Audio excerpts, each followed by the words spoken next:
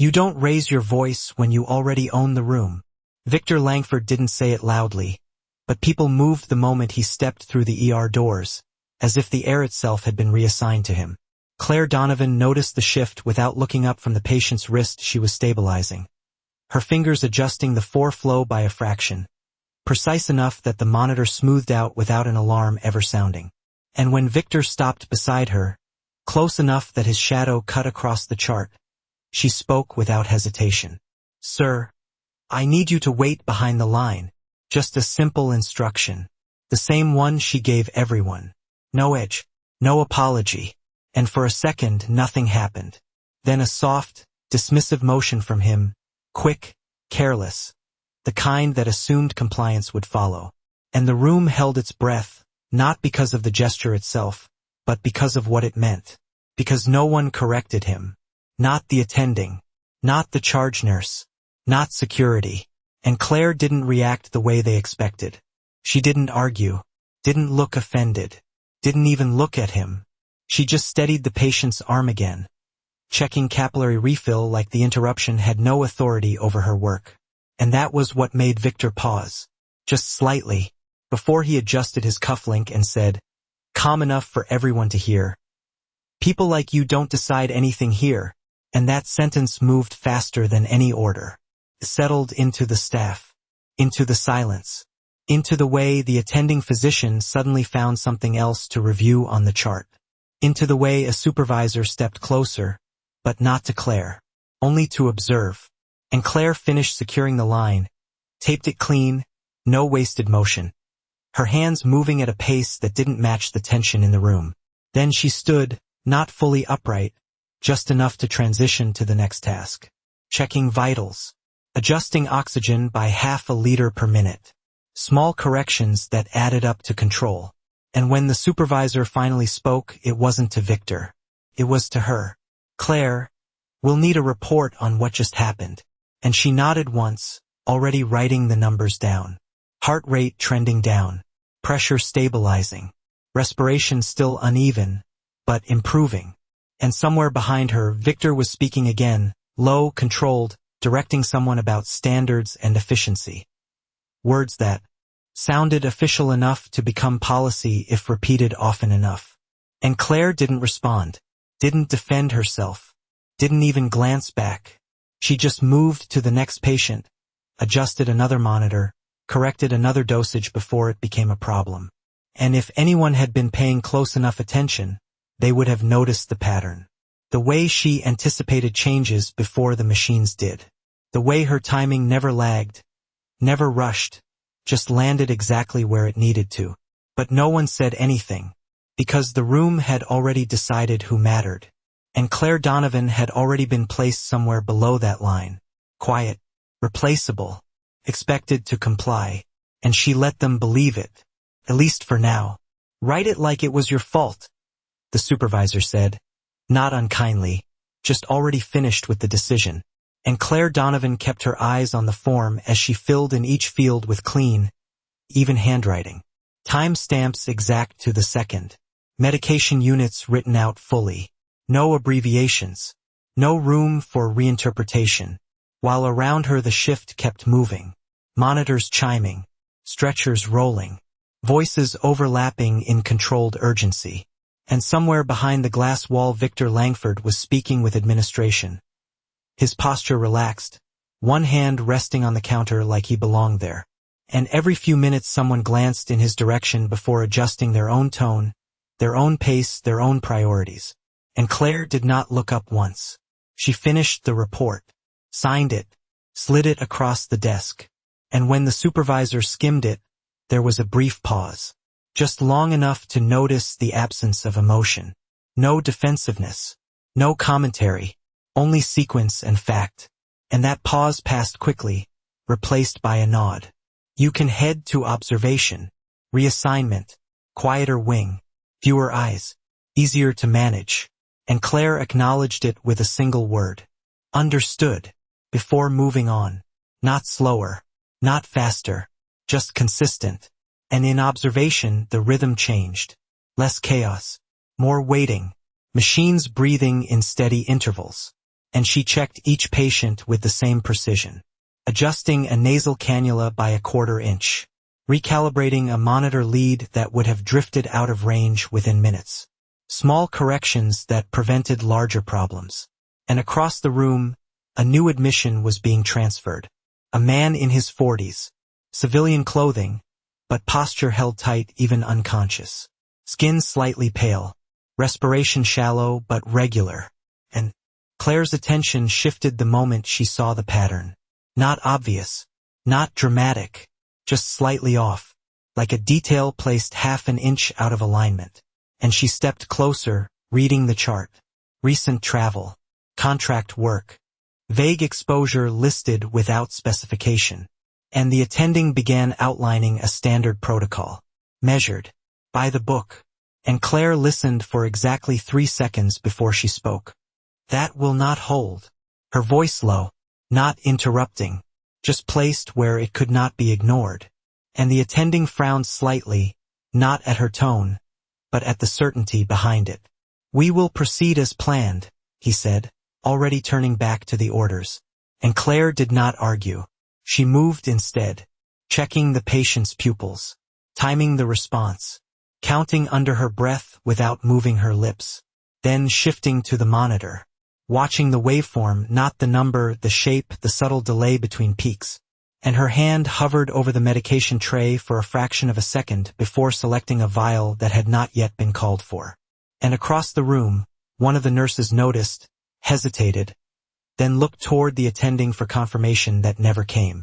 And Victor's voice filtered faintly from the hallway, still talking, still shaping the room without being in it. And Claire drew the medication with steady hands, her pulse visible only in the slight tension at her wrist. Not hesitation, not fear, just calculation. And when she finally spoke again, it was quieter than before, almost to herself. We are already behind. And then she acted. If you are wrong, you correct it fast. If you are right, you move faster. Claire said quietly, not to anyone in particular, just enough to anchor her own timing. And the syringe was already in her hand before the attending finished repeating the standard protocol. Her eyes fixed on the waveform instead of the numbers, watching the slight lag widen by fractions of a second, the kind of change most people would miss until it became obvious. And she adjusted the oxygen flow first, not by a full liter, just a controlled increase. Then administered the medication in a measured push. Slow enough to avoid shock. Precise enough to intercept the decline before it accelerated. And for a moment nothing changed, which was exactly what she expected. Because the body does not respond on command. It responds on sequence. And she counted under her breath again. 1, 2, 3. Watching the monitor smooth by degrees so small they could be dismissed as noise. But she did not dismiss them. She leaned in, checked the patient's skin temperature, repositioned his arm by less than an inch to improve circulation, then stepped back just enough to see the full pattern. And behind her, the attending finally noticed, not the action itself, but the result. The numbers stabilizing ahead of where they should have been. What did you administer? He asked. Not confrontational, just trying to catch up. And Claire answered without turning. The correct sequence. And that was not an explanation. It was a boundary. And the room shifted again. Quieter this time. More focused. Because uncertainty had been replaced with direction. And one of the nurses moved closer, eyes flicking between the chart and Claire's hands, trying to map what had just happened into something teachable, something repeatable. But it did not fit cleanly. Not yet. And the patient's breathing deepened slightly. Still fragile. But no longer slipping. And Claire reached for the chart, adding a note in clear, structured lines, documenting every step before anyone could reinterpret it. Timestamps aligned. Dosages exact. Sequence locked in place. And as she wrote, a soft alert sounded from the system. Not loud enough to trigger alarm. Just a quiet ping that usually went unnoticed. But this time it did not fade. It repeated. Once. Then again. And the attending glanced at the terminal, expecting a routine update. But the screen did not display lab results. It displayed a restricted access prompt. one that did not belong in a standard hospital workflow. And Claire did not look at it. Not yet. She finished her line, capped the pen, adjusted the patient's monitor one last time, ensuring the trend would hold without constant correction. And only then did she turn her head slightly, just enough to acknowledge the sound. While in the hallway, Victor's voice stopped mid-sentence. Not because he understood what was happening, but because something in the room had changed in a way he could not immediately control. And inside, the system waited, asking for a level of authorization no one present thought they had. "That alert does not belong to us," the attending said under his breath, eyes fixed on the terminal as the prompt remained, waiting, unblinking. And no one moved to touch it, because no one recognized the clearance level it was asking for. A string of identifiers that did not match hospital credentials. And the room settled into a different kind of silence. Not confusion, but hesitation. The kind that comes when a system steps outside its expected boundaries. And Claire Donovan watched it for exactly 1 second before stepping closer. Not hurried, not cautious, just aligned with the pace she had maintained since the beginning of the shift. And she did not reach for the keyboard immediately. She looked at the patient first, confirming the stabilization was holding without her direct input. Breathing steady enough. Waveform consistent. Then she turned to the screen and read the prompt fully. Every line, every code, her expression unchanged. And behind her, the attending spoke again, quieter now. "Do not interact with that yet." Not an order, more a reflex. An attempt to regain control of something that had already moved beyond him. And Claire paused, not because she was uncertain, but because she was choosing the exact moment. And in that pause, the system chimed again. A second request. Higher priority. And the text shifted slightly, adding a reference number that carried weight even if no one in the room could place it. And from the hallway, the absence of Victor's voice became noticeable. Conversations outside lowering without anyone announcing it, as if attention had been pulled inward, toward the room, toward the screen, toward her. And Claire lifted her hand, not dramatic, not hesitant, and entered a sequence that was not part of standard hospital login. Not a password anyone here had been issued, but something longer, structured, deliberate, and the system did not reject it. Processed. A brief delay. Then the interface changed. Not visually dramatic. Just enough to confirm access had been granted at a level no one else present could have triggered. And the attending stepped closer, reading over her shoulder, trying to understand what he was seeing.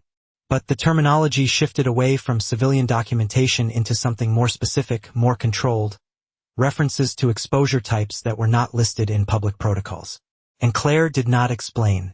She navigated through it with minimal movement, selecting only what was necessary, confirming the patient's status, cross-referencing the treatment she had already administered.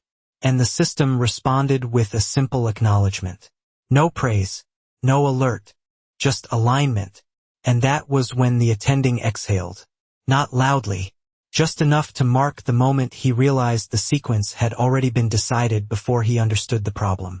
And near the doorway, one of the nurses whispered, not to anyone in particular, "How did she?" But the question did not finish, because the answer was already forming in the room without being spoken. Not as a title, not as a rank, but as a pattern, a consistency that had been there from the beginning and only now had a context. And Claire stepped back from the terminal, her focus returning immediately to the patient, adjusting a setting by a fraction to maintain stability, as if the system behind her had simply confirmed what she was already doing. And outside, Victor shifted his stance, trying to re-enter the flow of control. But the room no longer moved around him the same way.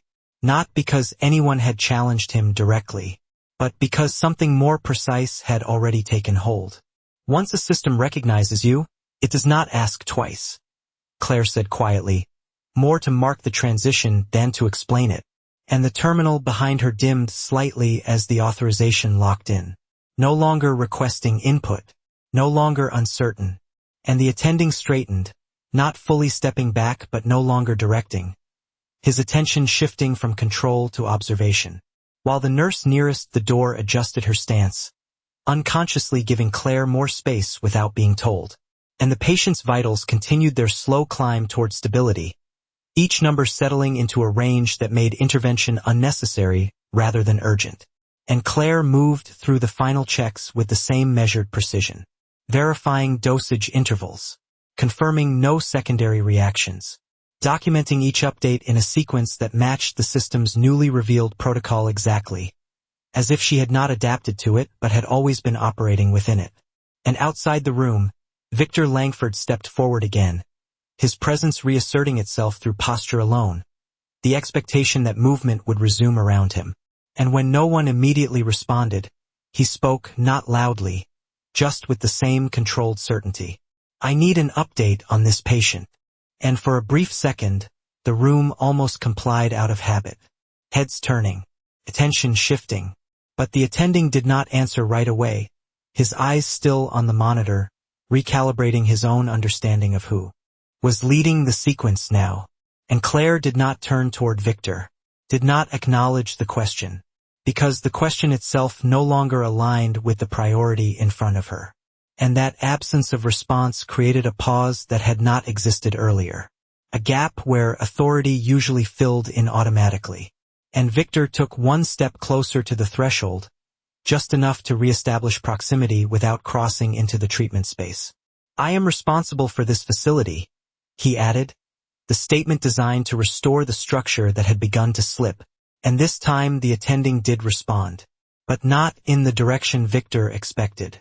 "We are following a restricted protocol," he said, the words careful, chosen, not confrontational but not yielding. And Victor's expression did not change, but his timing did, a fraction slower, recalculating, because the room was no longer reflecting him back the way it had before. And Claire finished securing the last adjustment, then removed her gloves with deliberate calm, disposing of them properly, sanitizing her hands without rush, each step closing the sequence she had initiated. And only then did she shift her gaze, not to Victor directly, but to the space between him and the room, acknowledging the boundary that now existed. And the system behind her issued a final confirmation. A quiet tone followed by a line of text that scrolled across the screen, documenting compliance at a federal level. And one of the nurses read it out under her breath without meaning to. The words unfamiliar, but unmistakably official. And that was when Victor's control did not break, but thinned, just enough to reveal that it was no longer absolute.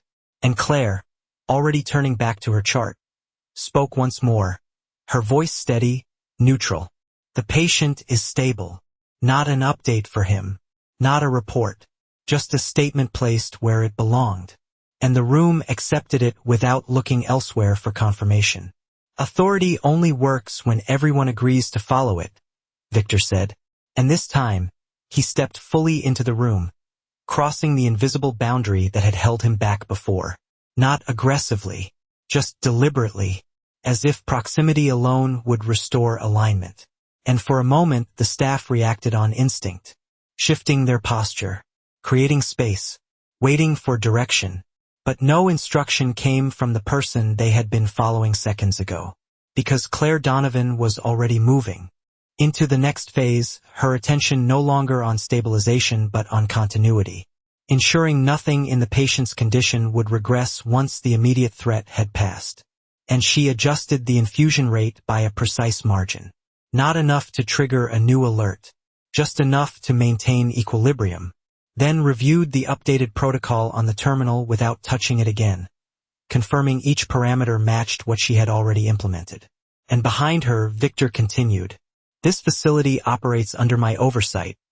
The statement calm, practiced, designed to reassert structure without confrontation. And the attending inhaled as if preparing to respond, but stopped, the hesitation not from uncertainty, but from recalculation. Because the system on the screen still displayed restricted access, still marked the current treatment path as externally governed. And that fact carried more weight than any title spoken in the room. And Claire finished her check, then stepped slightly to the side, not yielding space, just clearing the line of sight between the monitor and the attending, allowing him to see the data directly without interpretation. And that small shift changed the dynamic more than any argument could have, because it removed the need for explanation, and the numbers held steady, confirming the decision that had already been made. And Victor noticed it too, not the details, but the absence of contradiction, the way no one challenged what was unfolding. And for the first time his timing broke, just a fraction, the space between his words widening as he searched for a point of leverage that still applied. "I expect transparency," he said, but the sentence landed differently now, not as a command, but as a request that did not fit the current chain of control. And Claire finally turned her head, not fully, just enough to acknowledge the presence behind her, her expression unchanged, her posture steady. And she answered with the same tone she had used from the beginning. "You have all the information that is relevant to you." And the distinction was precise, not dismissive, not confrontational, simply accurate. And the attending exhaled slowly, recognizing the line that had just been drawn, one that did not remove Victor from the room, but redefined his role within it. And the system confirmed it again with a subtle update, logging the interaction, recording access levels, documenting who could see what and who could not. And one of the nurses, still watching the screen, realized that the hierarchy they had been following was no longer the one being enforced. Not by decision, not by announcement, but by alignment with something larger, something that did not need to raise its voice to be recognized. And Claire returned her focus to the patient, checking one final time that the trend would hold, her movements steady despite the faint tension in her hands, the kind that comes from sustained precision rather than fear. And when she spoke again, it was directed to the attending, not to Victor. "He will need observation for the next 2 hours." And the attending nodded immediately, not because he had been told, but because he had already seen it was correct. And in that moment, the room settled into a new order, quiet, controlled, and no longer centered around the man who had entered expecting it to be. When a system corrects itself, it does not argue, it replaces, Claire said, almost quietly enough to disappear into the background noise of machines and footsteps. But the words settled in the room because they matched what everyone was already feeling, the subtle shift from uncertainty to structure that no one had formally announced. And the terminal behind her updated again, not with urgency, not with alarms, but with confirmation layers that stacked one over another. Timestamps syncing, access logs sealing, a closed loop that no longer needed interpretation. And the attending moved closer to the screen, reading more carefully now, not scanning, not assuming, but absorbing each line as it appeared. While the nurse near the doorway stepped fully inside, no longer watching from the edge, her attention fixed on Claire's hands as they moved through the final checks with the same unbroken rhythm. And outside the glass, Victor Langford made a call, his voice lower than before, measured in a different way, no longer projecting control into the room but trying to establish it somewhere else, somewhere that might still respond the way he expected. And inside the room, no one paused to listen, because nothing here required his input anymore. And Claire adjusted the patient's position by a few inches, aligning the body to reduce strain on the respiratory pattern. Then checked the monitor again, not for change but for consistency, confirming that stability had become the new baseline rather than a temporary correction. And the attending spoke after a moment, not to challenge, not to lead, but to understand. That protocol, where did it originate? And Claire did not answer immediately, not because she was withholding, but because the answer was already present on the screen behind her, embedded in the identifiers, in the authorization levels that had been granted without question. And she simply said, "It is already logged." A response that redirected attention back to the system instead of to her. And the attending followed that direction, reading more closely, his expression tightening not in resistance but in recognition, as the scope of what they were dealing with became clearer. Not just a patient, not just an unusual case, but a situation that existed within a framework larger than the hospital itself. And one of the nurses whispered again, this time finishing the thought.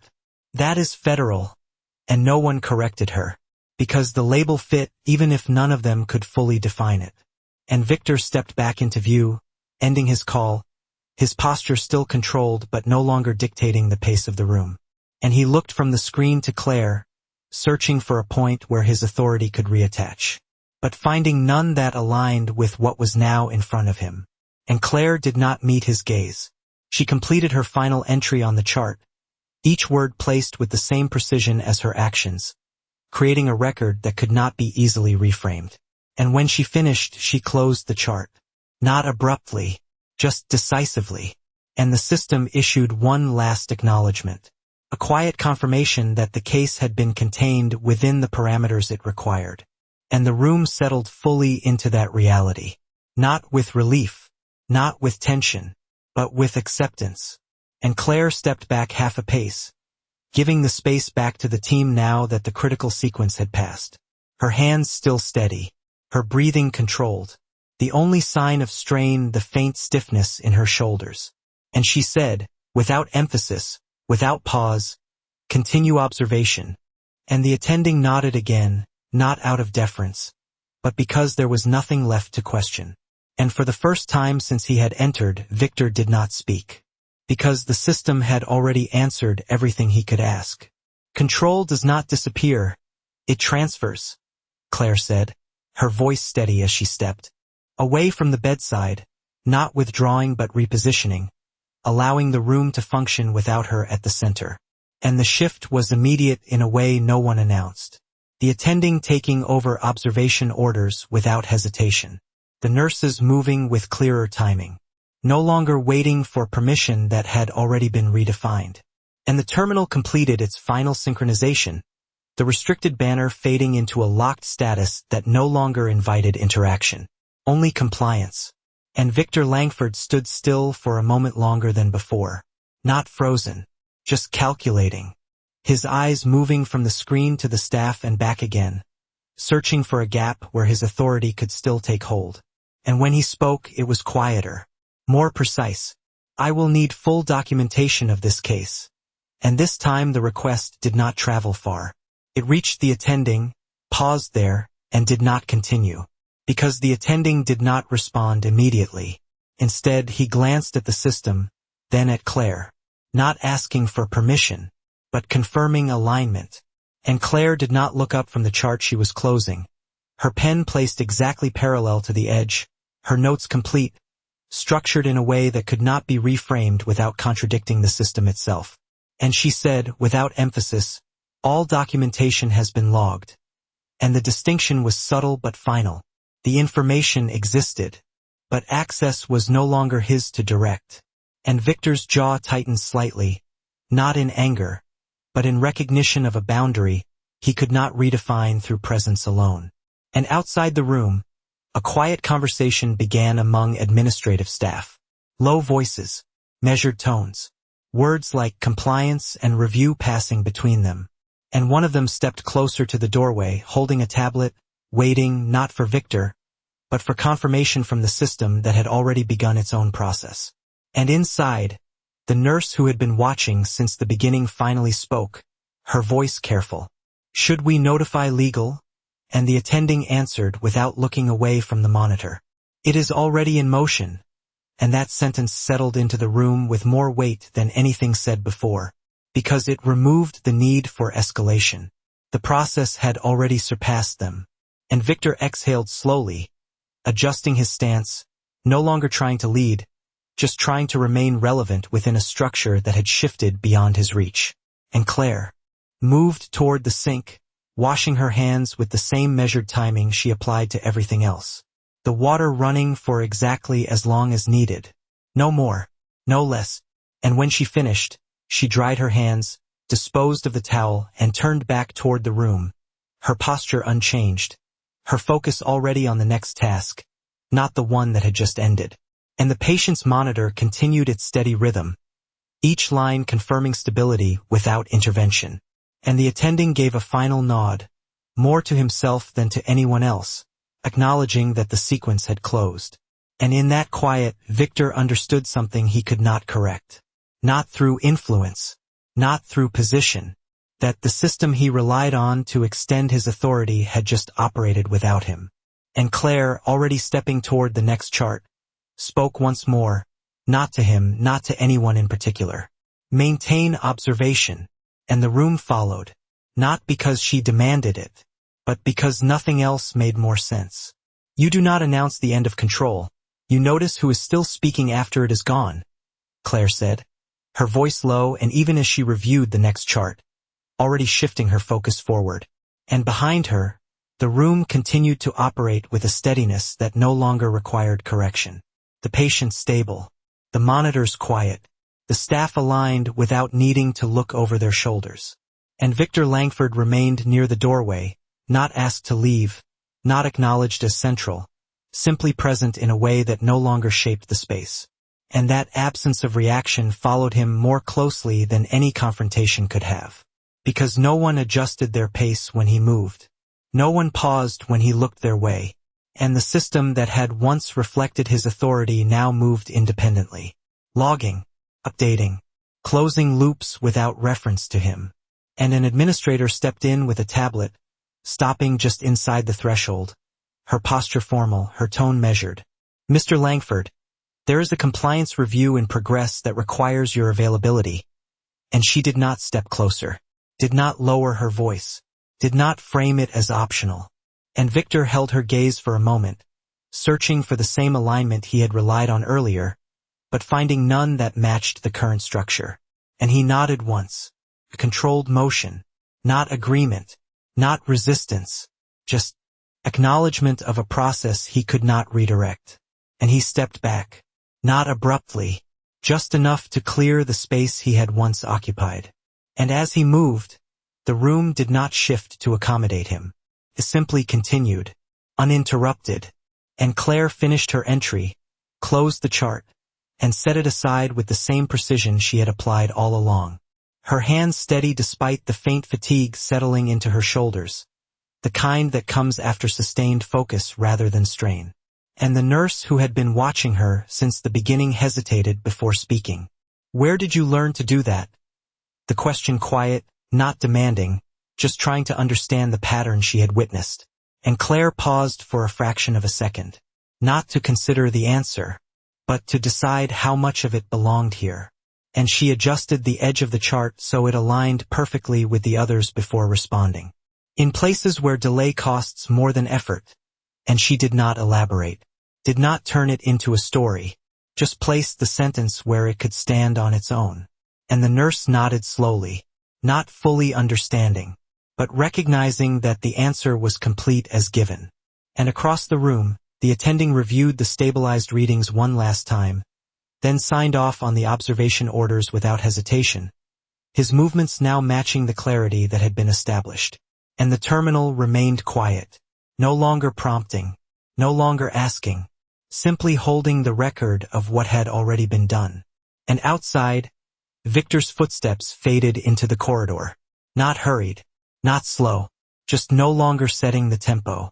And Claire moved to the next patient, adjusting a monitor, correcting a line, continuing the work that had never required recognition to be done correctly. And as she settled into the rhythm again, she spoke once more, almost to herself. Keep it steady. And the room followed, not because they were told to, but because they had already learned where steady came from.